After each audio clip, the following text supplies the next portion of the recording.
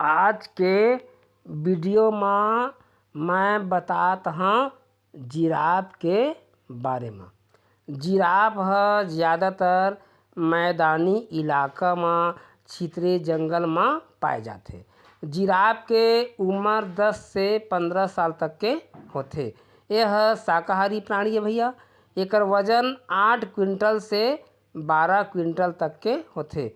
और जिराफ के जीभ लंबा होते और बताते कि अतका लंबा एकर जीभ होते कि यह अपन कान ला साफ कर सकते।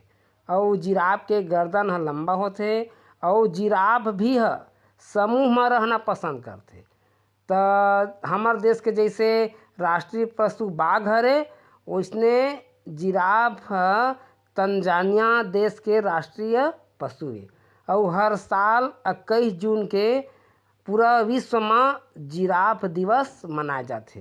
तो जिराफ ला ना हमन चिड़ियाघर में देख सकत हन। तो ये तो हुई जिराफ के बारे में छोटा गोट बात।